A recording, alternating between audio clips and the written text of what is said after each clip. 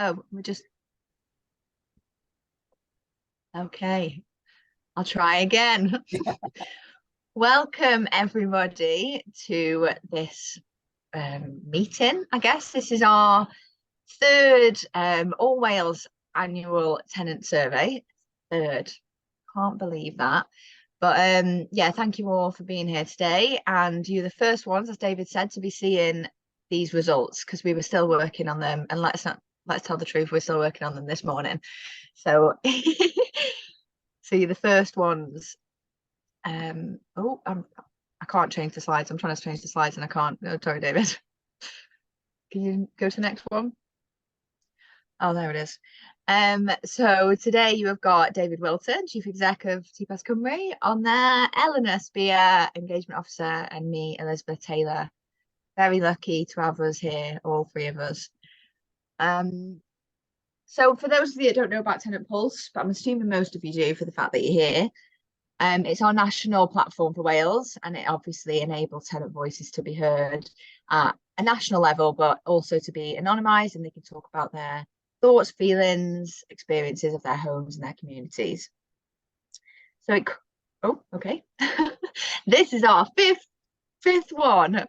So this year we've done 5 different surveys throughout the year, which is probably the most that we've ever done, actually. The first one was in January, the annual Tenant Pulse survey. So this January. We had a net zero one. We had one around the green paper, rent transparency. And again, we've got our annual survey now. Slide. So getting to the report. So what have we done this time? This report isn't actually going to be going live on socials and our website until January. So do keep an eye out for that. We will be sending it around to everybody. And we'd just really like to thank everybody for continuing to support us with Tenant Pulse, those all the landlords that are sharing it and promoting it for us, and all the tenants that continue to try and make a difference in Wales by filling out those surveys. So if you are one of those, thank you so much. Next slide. I've lost my screen. So why do we think Pulse is so important? Well, from the latest census, we saw that 1/3 of people now live in rented accommodation in Wales, and we feel that tenants' voice is not heard well enough on those key subjects at national level. So although there is the importance of tenant engagement, we feel that it's still missing. It's still not fully embedded in legislation. So we want to try and make a difference to that. That was a whistle-stop tour, and pass you on to David. I want to mention, you'll see today in the slides and more in the report, that there's a lot on private rental sector. We purposely poll social tenants and private rental sector. Oh yeah, sorry. So I think it's really important. So we make no secret of it. One is Welsh Government fund us to do that. So there's no landlord money going into this. It's Welsh Government funded. But also we need to understand private rental sector to see how they're getting on. We need to get that pulse, because if they're in crisis, they're the ones who are going to be presenting in councils and things like that with homelessness and overload in social housing. So we need private rental sector, whatever the rights or wrongs of it, we need it to work, and we need it to work for tenants and landlords. And therefore we poll against, we want to look for those similarities and differences. If that makes sense. Can I just add to that there is very, very little data on PRS tenants, so we're really missing that. So we've really tried to pull on that this time around. So Eleanor, isn't it? Yeah, thanks, David.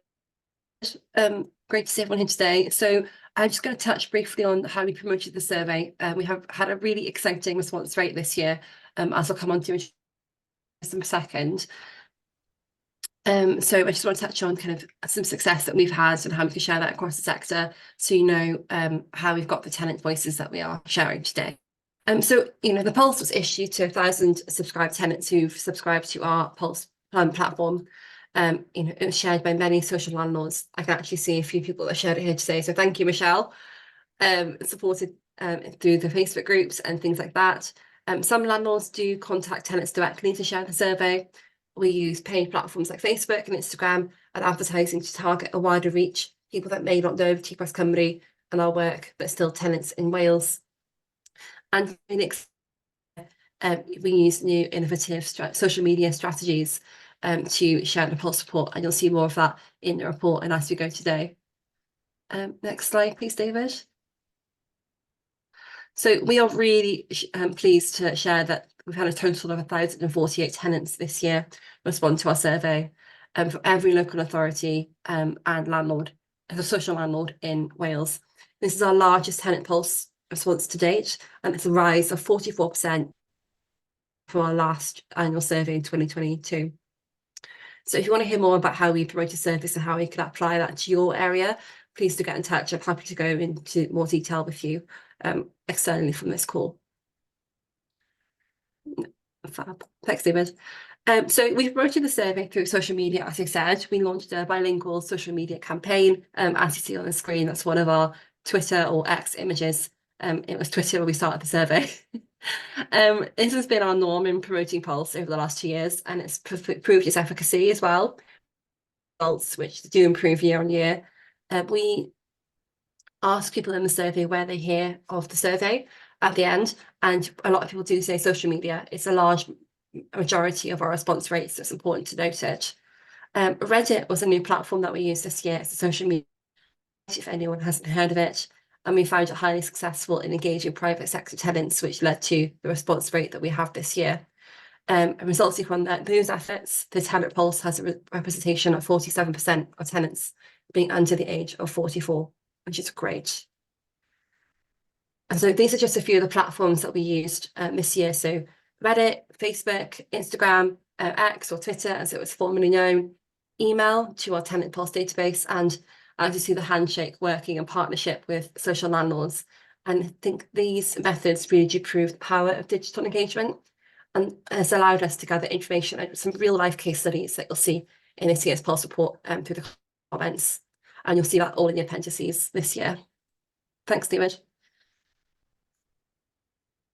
It's just before I pass over to David, it's really important to note that we're unable to filter the report on all variables. So if you have any data requests for a specific segmentation, age, background, please do get in touch. Some requests may incur a small charge depending on how niche they are, but we are really happy to help where we can. Okay, so thanks, David. I'm going to cover some of the findings now. This is what you're here for. I think some of the first things are things that you may have already guessed already, or you might know.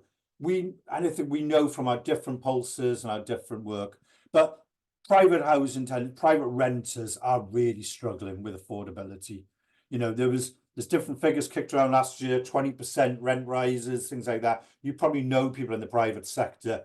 It's challenging there at the moment for private renters. The stock supply and the rent prices are going up, and we need to tackle that in other ways. Otherwise, we're going to see, I think, more issues with homelessness and more pressures on social housing.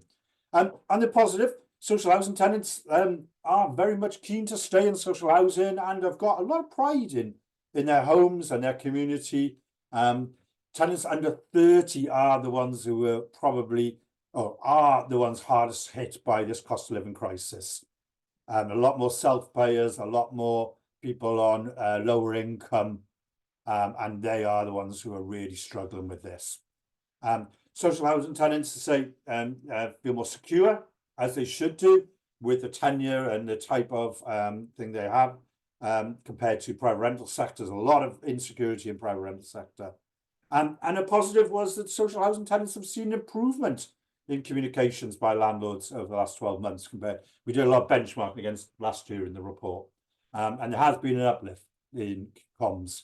And also private rentals heavily on earned income, and you know this private rental sector is very delicate with the earned income they have, and the costs are going up, and they want to see their homes more home efficient. Sorry, my next has gone there. I think also the other thing, in some of the detail you'll see in the full report, it's still about repairs and maintenance. You know, we're not seeing those satisfaction figures getting better. They're actually going down in terms of planned maintenance, repairs, satisfaction levels in social housing. So when, you know, whether that's a backlog of COVID, whether there's, you know, a supply chain issue there, the figures aren't getting any better, they're going down. And that's something we're going to have more honest conversations about, repairs and maintenance. PRS, again, we've mentioned already, the younger, the more they're struggling with it. I think also one of the things we saw a big rise in was tackling parking and antisocial behaviour is really important to social housing tenants. PRS tenants have little expectation for their landlord to do anything about this. As you maybe that's as you would expect, maybe because you don't own whole estates and things like that. But yeah, parking ASB still really important to social tenants. I also, when we did some of the filtering, many things around things like black, minority, ethnic tenants are in line, you know, or disability is in line with all population. But we've certainly seen more feedback around from black, minority, ethnic tenants about negative comments they receive about being a renter, about living in social housing. There is that snide undercurrent that exists in our society. I think improving energy efficiency, though, is key to many of these feedback. It underlines really low levels of energy efficiency, and that impacts then some of how they see affordability of their home with the cost of living crisis, how they see damper mold and overall satisfaction. I think as WHQS kicks in, if we can improve energy efficiency, we might see improvements to some of these other metrics. And I think the other thing that comes out clear is private rental sector tenants, they have a sense of responsibility that they need to do something about it. So they wouldn't expect their landlord to do something about it, like we talk about ASB or parking or other subjects. Social housing expect landlords to do much more for them. And I think that's an interesting conversation we need to have. So mentioned already, you know, big response this time, as you would expect. The big urban areas, Cardiff, Vale, Glamorgan, Swansea, they get a higher overall response because there's just more population there, more renters, certainly private rent sector. Social housing, they up there, you see Vale, Glamorgan, thanks Vale, Rhondda and Taf, you know, there's still many different social providers in Rhondda and Taf, Newport, Cardiff, and you expect that. It was a shame because we did used to see Conwy and Gwynedd and people like that up there, but maybe as we're raising the sheer awareness and volume and response levels, but we're having a number of conversations with those lower areas. So what tenure, just so you're aware, so we see some of these graphs, housing association still the biggest, which is about right. Local authority, private landlords much more, sorry, private tenants this time, much bigger this time. And that's squeezed local authority. The local authority numbers have gone up in total, but because others are going up higher, local authority looks like it's contracted. It hasn't. It's just contracted as a percentage. And the age breakdown is something we're really quite proud of. This is all of the responses, and you can see there 19% of people under 30. I think it's really powerful. You know, 29% there between 30 and 45. I think there's a nice breakdown there. And you see that much more stark, I think, in things like the PRS here. Private rental sector, because of the innovative ways Ellen is reaching younger people through social media, targeting, different things we've been doing with Reddit, you know, 42% rounded up there, 42% under 30. That's really powerful in data we've got here, that I think we'll be having other conversations with the private rental sector about this, with Welsh Government private rental sector team and stuff, to see how are they, you know, what point are they at, what's the pulse, and how can we try and keep them in their homes better. So I think, as I say, I'm not going to dwell on the PRS because most of you are social housing, and you can probably see the graph that's come up now. Probably more dispersed, but I think this reflects social housing and the response rates we get. Again, there is fewer people in social housing between 18 and 30, private rental sector, you know, and we see a lot more social housing houses more people in retirement accommodation or in an older age of life where maybe you've been in home ownership, private rental sector, different things, different tenures, and social housing does rightly proud housing people of 60 plus, and that reflects sometimes in the data. I think another thing what I mentioned on this is lots of variant. We did a lot better this time in getting underrepresented voices on this. So you can see some of the disability figures there. You're actually, I don't know the exact figure for social housing, something we need to know, but 37% for social housing, people with disabilities, I think that's really strong. Some of the other figures here. It's our first time we've had responses. I don't expect some of them to be high. Gypsy, Roma, Irish traveller. There are different ways to engage in that market, and there's professionals and agencies employed to engage that market. We don't expect Tenant Pulse to have a high percentage of that, but we also are quite proud of some of the other figures we have here. And you start seeing, when you segment all the way through, you start seeing some really differences.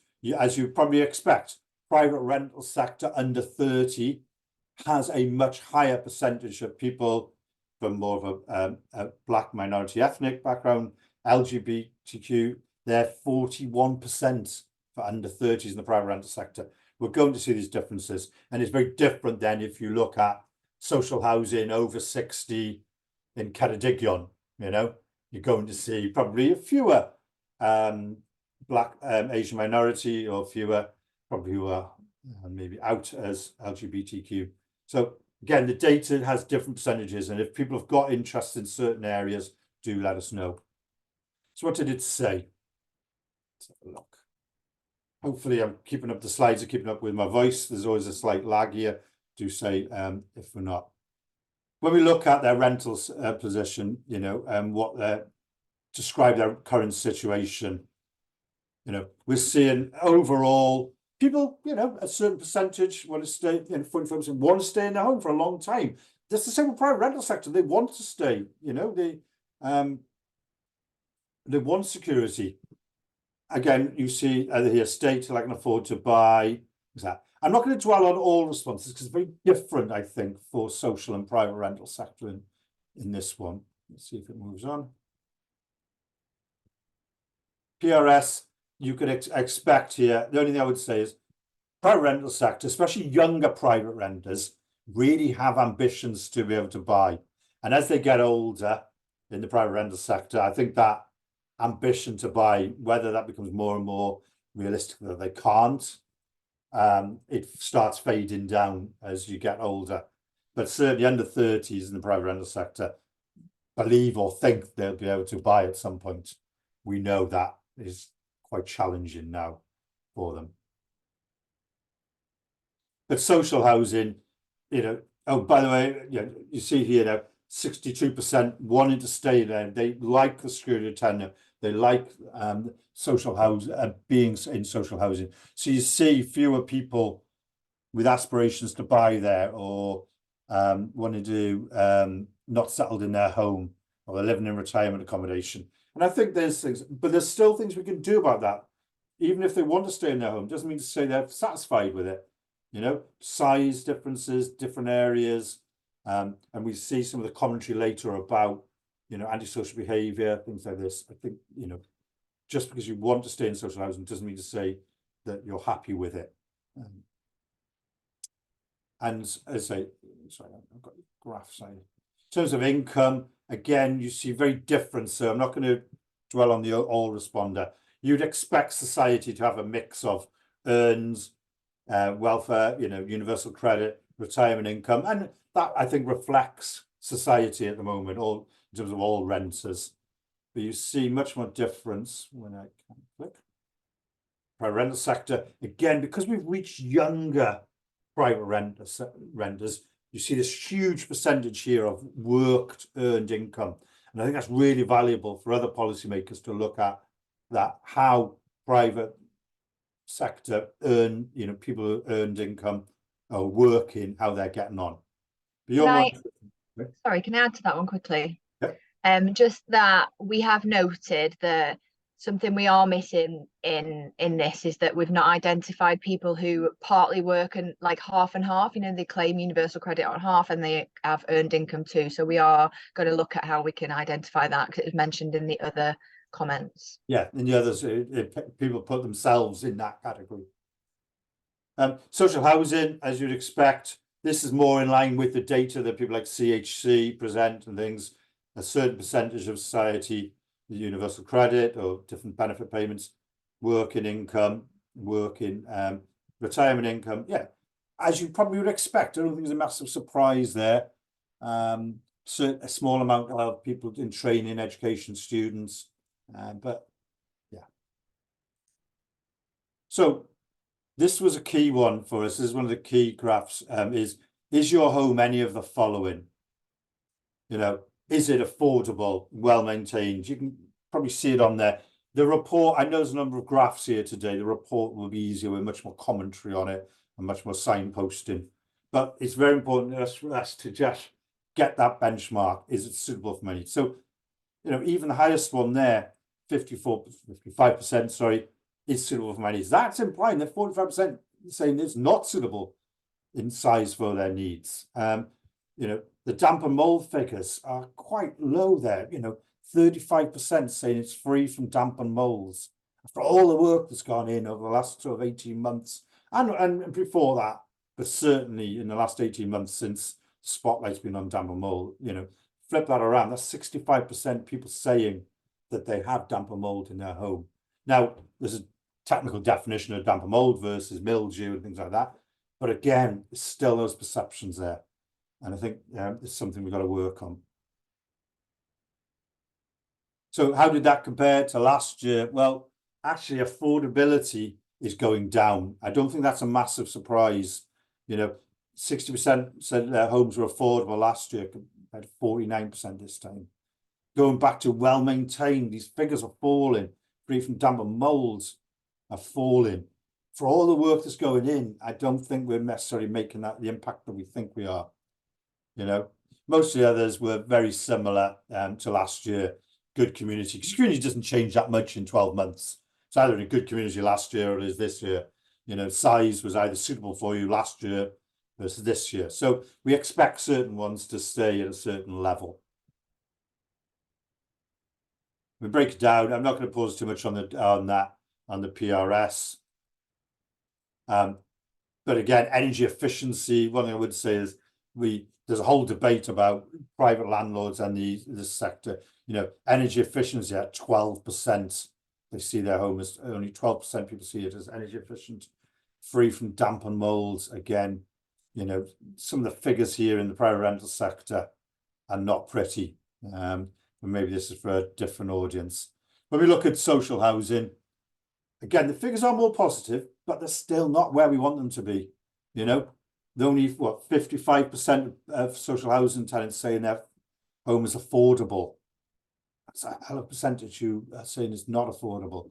Well maintained, only at 36%. Good community. Energy efficiency, 23%. There's a lot of work here. And yes, it's better than private rental sector, but they're both on a fairly low bench line here. You know, it shows there's still a lot more to do. And again, you know, I say this sort of supports what I just said there. You know, any damp and mold, things like this, we've got to see those improvements. So, what interaction are tenants having with their landlords? Again, we want to have that, see with tenant participation, we want to see where that engagement is. And overall, as you'd expect, and yet before Mel Rayner points out that these don't add up 100%, it's because there was a multiple choice one. We are going to fix this. It defaults us in the platform as a pie chart. It needs to be a bar graph with the different levels on there. And it will be fixed by the time we publish the report. So don't need to email me, Mel. So no, the log, you know, the biggest thing there, interaction tenants have with the landlord, login repairs and maintenance, contact the landlord to query something and ask them for their opinion. These are things you'd expect from all tenant engagement. It's very different. Private rental sector has a very transactional relationship with their landlord. They log repairs, they query something. They're never asked for their opinion, never asked to attend an event or a meeting. It's a transactional relationship. And some tenants are happy with that.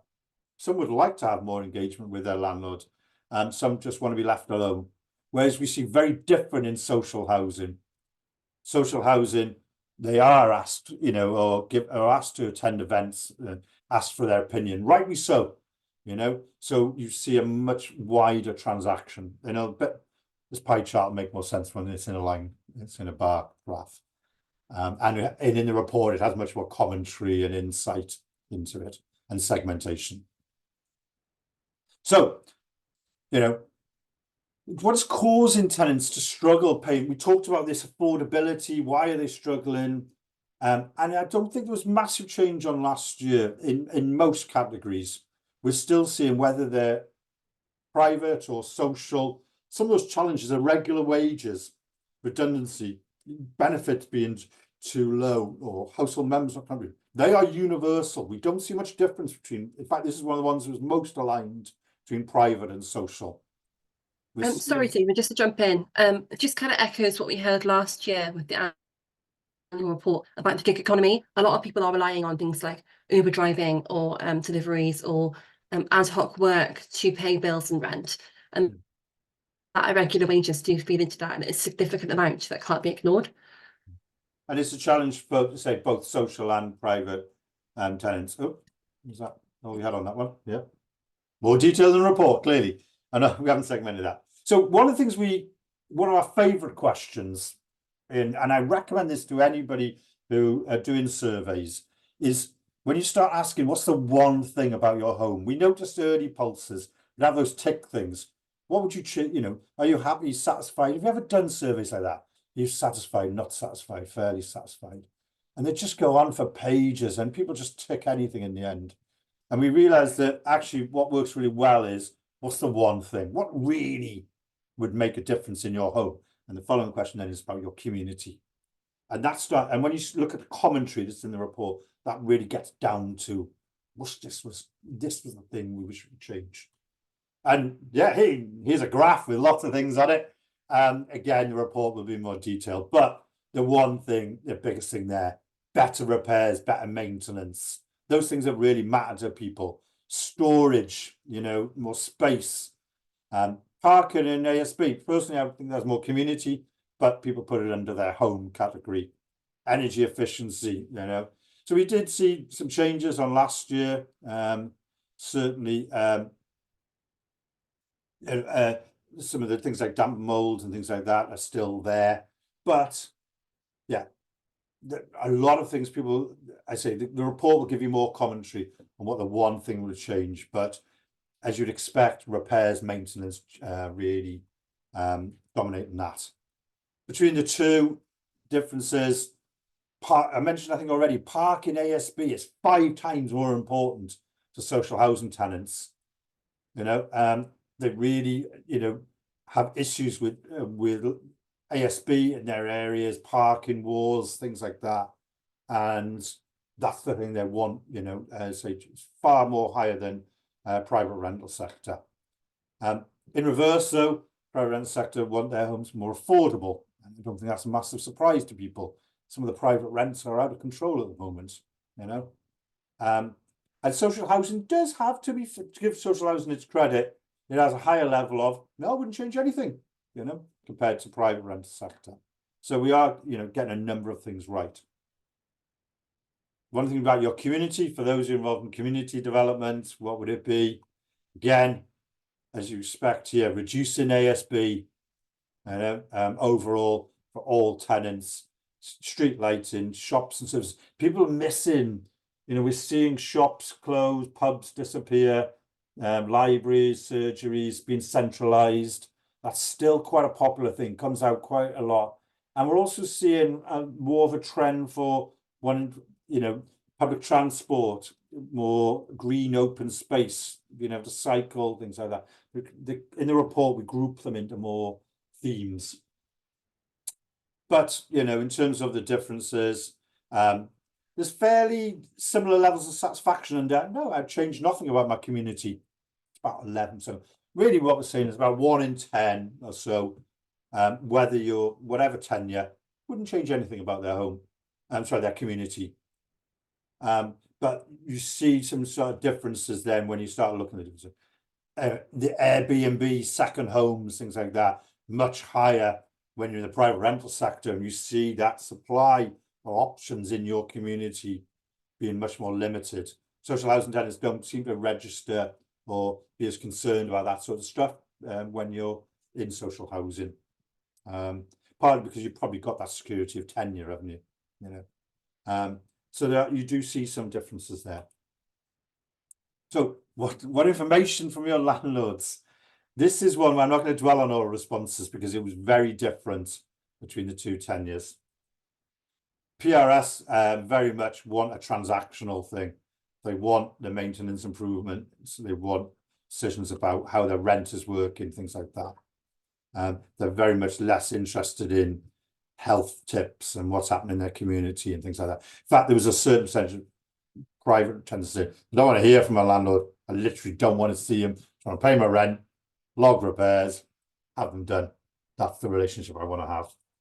Whereas you imagine social housing, it's a lot of things about, you know, they want 26% saying there, I want to hear what is happening in my community.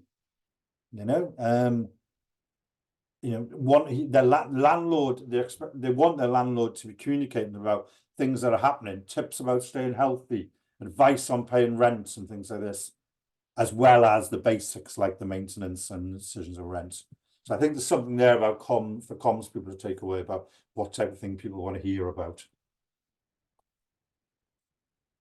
Landlord priorities is one of the questions we asked here. So what do you think landlords should be focusing on? And again, we see the biggest thing, keeping rents affordable, really important fundamentals, affordability, really important, listening to tenants, making my home cheaper and efficient to run. I don't think that's any surprise to anybody here. Clearer plans on maintenance and repairs, add repairs, right? Do that one as well. So if you're in the private rental sector, you have different priorities of different views on what the landlord should focus on. Much lower on dealing with ASB. They don't expect the landlord to deal with it. They want the basics, the affordability. They want their home being more efficient, energy efficient. Whereas in social housing, you see a variety and a much more broader. We want social housing landlords to be focused on a lot of things.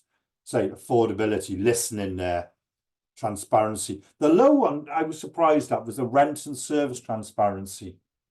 So you can see that's quite low in terms of what the priority should be. It's because the question's phrased in a way of what they should be focusing on next. Actually, they do a certain amount of conversations already about rent and service charges. There's also a lot more trust that the landlord is billing service charges right compared to private rent sector, and also private rents that don't necessarily pick up charges like that. So I think it's about it's not necessarily what you're doing now, it's about what you should be focusing on going forward. And that listening, energy efficiency, really still quite important. Well, we've got a spider diagram, whatever we would call it. Bear with me on this, we're nearly at the ends. This one's about just sentiments. So do they like the community? Do they like their neighbours? Do you like your home? And it's one of those wrap-up we use just to get a feel for their general satisfaction with their rental situation. So overall, you see a reasonable, I don't think that's too bad for the whole community. You start seeing some differences. Private rental sector there, only 2% there proud to rent. There's a home aspiration still with private renters. So then it weighs on them, and they see the struggle and the prices going unaffordable, and it creates I don't know what that is. It's not a shame, but it's that I'm not proud of the fact that I'm still renting.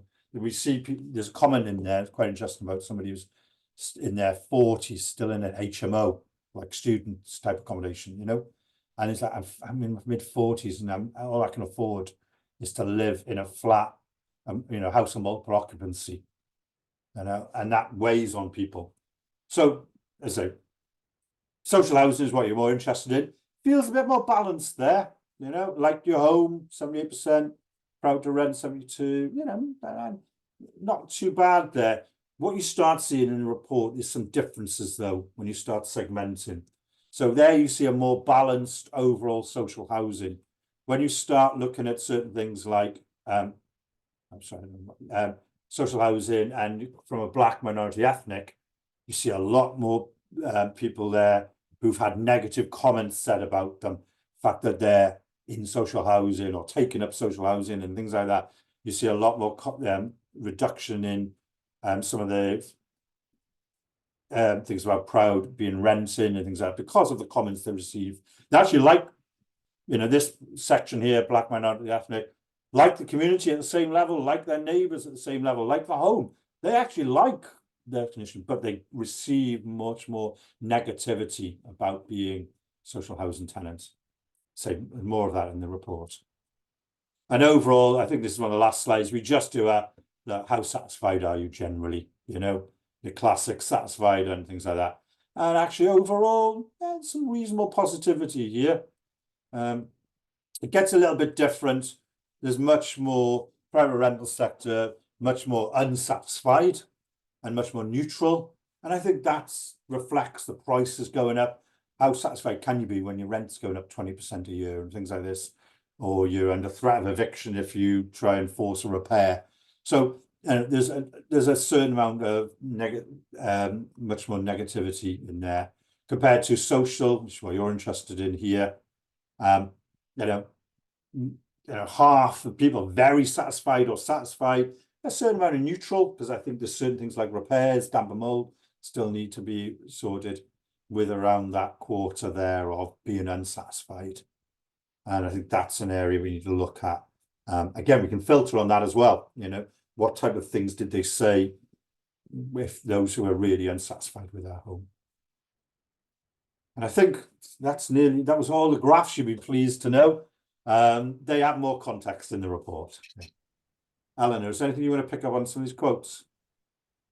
Yeah, so we just wanted to share some first quotes from the report. A lot of them do focus on that feeling of feeling safe and secure in a home that comes with affordability as well. I'll just pick out one here. With rent taking about 60% of my income after tax, we're struggling to get money together to save, and that's on 2 salaries. It's really poignant to think about affordability during such a cost of living crisis as we are in right now.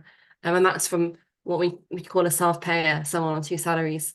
And there's comments there about leaking roofs for a year and councils not fixing it, a lack of repairs being done. And could you go to the next slide, please, David? And there's more comments about removing the 2-year time limit. That was a comment from a tenant with disability saying she didn't want to move. She loves her home and she wanted that stability to stay in the environment she's comfortable with. Again, there's more quotes in the report by tenure, age and minority group as well. So please do watch out for that.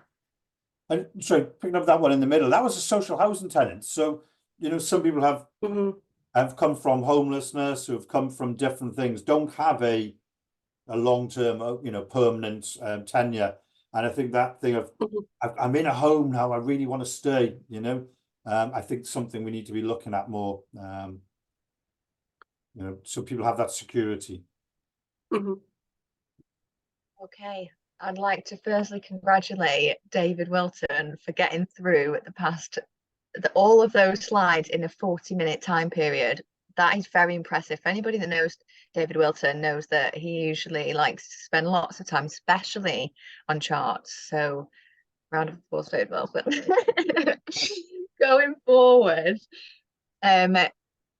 we would love to work with each and every one of you in any way that we can to get this data spread as far and wide as possible to make sure that we can really make the most of it and make the most of what tenants are telling us, because that's the point, isn't it? Try and make a difference with all this information.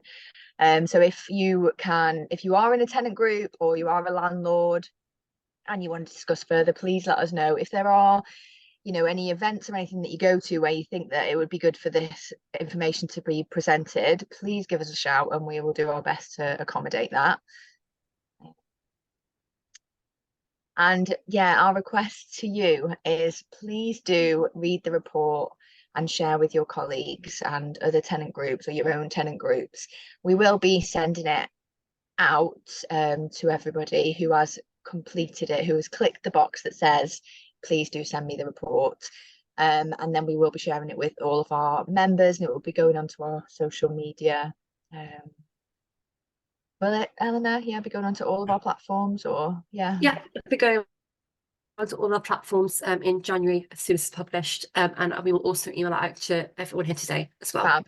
And use this, you know, in your tenant groups. If you're looking for things to discuss, have a look through the data. It's a really great opportunity to get some discussions flowing and looking at what you can be doing within your organisations. We are also happy to come and present if it's possible, if we've got capacity, but we do love to speak about Tenant Pulse. It's one of our favourite things, where we actually get to find out what tenants are feeling and thinking. Please do share on your social media and watch out for our upcoming videos on the summary. That means Elizabeth, you're doing a video on the summary. And share the recording of this webinar, which will be available on our website next week. So we'll share it to YouTube, and then you're able to share it yourselves. And that is the lovely front cover of our 3rd All-Wales Annual Tenant Survey report. The prize draw winners as well, I think, started getting contacted by Yona as well. So yeah, you would have been entered into a prize draw if you had clicked that box. So yeah, please do keep an eye out if you did, because you might be the winner. And yeah, just diolch yn fawr for attending today, and thank you to our sponsors, Pobl, and Wales and West, for enabling us to do this. And thank you to all of you for coming today and showing up. So happy to take any questions? Yeah. If there's any questions, please either put your hand up or put into the comments box. If not, feel free to go and have a cup of tea. So Rob, I think you said you're not sure you clicked the box. What, for the copy of the report, or to be entered into the prize draw? He means he wants the prize draw, right? Draw. Yeah. There we actually, prize draw surprisingly only runs at about 50%. People are opting into the prize draw. I know, and they're really good prizes. Welsh goodies, aren't they? Yeah, I think my wife comes from the Welsh Methodist tradition, and I think they classed as gambling, I think, isn't it? So Is it? Richard, got your hand up. Hi, our association, ADRA, is criticised, generally speaking, by tenants now for concentrating upon new builds and ignoring to the cost of the detriment of repairs and maintenance. Now, new build, ADRA is building very few now, percentage-wise, social houses. It's all, there's an awful lot of market rents, which obviously affects affordability. There's a lot of intermediate rents, ditto. And even ADRA is even using their own staff, their own builders, to build these new private market rent homes, again to the detriment of repairs and maintenance on the older properties, and ADRA has a lot of older properties. Is there any control over the percentage that landlords, social landlords, can build? That is to say, market rent percentage compared to intermediate, compared to social, and does it affect their charitable status? So I'm not aware of that, but it's certainly something we're going to be looking into in the spring. One of the things I think we probably haven't, it's another conversation, Richard, I think, is I'm hearing from a lot of landlords, when we start doing WHQS, some of these homes are not going to be viable for the money that needs to be spent on them. Like you said, ones that are, so I've talked to a chief exec recently who said they're not going to spend 70k trying to make a older home up to the standard.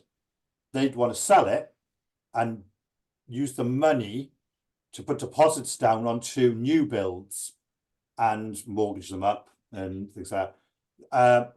And therefore, new builds are going to be needed much more going forward, because the viability of doing up certain properties is not going to be there. It's another conversation, Richard, and I know I'd love to have it with you, because getting that balance right, that scares me about people's homes maybe needing to move to new ones or different areas and stuff like that. There's a whole conversation, I think, around the balance of what you're doing between the new buildings existing. Could I also add to that? Yep. Just David mentions this balance, and I think it's the balance for landlords between the priorities that they're given from Welsh Government and the nudges to build new homes, because there aren't enough social homes in Wales, and there are people living in temporary accommodation and desperate for houses, as well as the people who already have their homes and trying to meet those standards. So it is this constant pull and tug, I think, that is happening. And with the new Welsh housing quality standards that are coming into play in April 2024, we will start to see plans of action to bring these homes back up to the standard that's needed. But it is going to be something that people are going to have to engage with their landlords. They're going to have to start having these conversations about what their priorities are. And it's terrifying, really, the idea for some tenants who love their home, especially we've seen the data on this report. Tenants don't want to leave their home, and that might be the only option. So yeah, it's a really tough one for landlords and tenants. It's a 2024 conversation. We're going to have some sessions on this, because I think we're only starting the tip of the iceberg on it. Yeah. This conversation needs to be with Welsh Government, though, doesn't it? Yes. Yeah. We're presenting all this, by the way, to Welsh Government. We've got a date in January where the entire housing department comes together and we present Pulse. This is why I think Pulse is so important. Emma Williams herself, who's the top civil servant, attended the session last year to listen to what, Well, and the minister for Minister for Climate Change has quoted our reports in some of her legislative changes. So the decisions that she's made to adapt some of the legislation has been based on the thoughts of tenants throughout these surveys. It backs up what you're saying, Richard. Some of those things, like the levels of satisfaction with repairs, maintenance, are going down. They're not getting better at the moment. Yeah, and that is being blamed by ADRA tenants upon the concentration upon new builds. And if the new builds are going to be largely market rents, that's going to affect affordability for people all over the place as well. There's a balance, I think, there between market rent. The social housing gets a good subsidy, which is why we to try and get more builds and things like that. But I think there's a subject there, and we'll take that away. I just want to conscious Rob's been waiting. Maybe it's on the same subject, but Rob, did you want to just come in? Yeah. Can't hear you, Rob. Might be your headphones. No. Still can't hear you. Sorry, Rob. We might need to see your lips moving, but nothing's coming out. You might need to comments. Sorry, I'm looking at well. No, just some really good stuff from Hugh about Reddit. We'll catch up about that. Mel, new build homes are not often offered to existing tenants to move into. That must be so frustrating as well. Like, there's a new home coming, you think, gosh, that looks like a nice one, and then you're like, am I going to get this? What should I do? Re-register? Allocations, I think, is another one. Yeah, there's a quote in the Pulse where somebody talks about the adaptations they desperately need in their existing home, and they talk about the builds that are happening across the road from them by the same landlord, which is probably similar to what's happening in ADRA, where they're building things that would be perfect for me, but I'm not able to get, be considered for those. And I think there is something there about adaptations.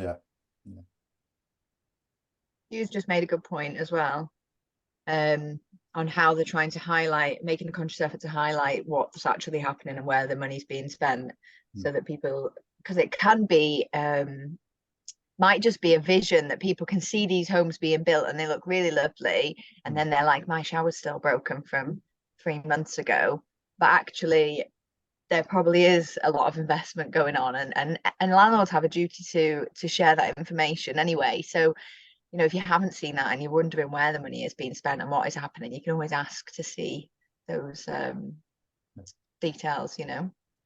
But then, yeah, it goes back to accountability and tenant engagement, isn't it? Yeah, yeah. Okay.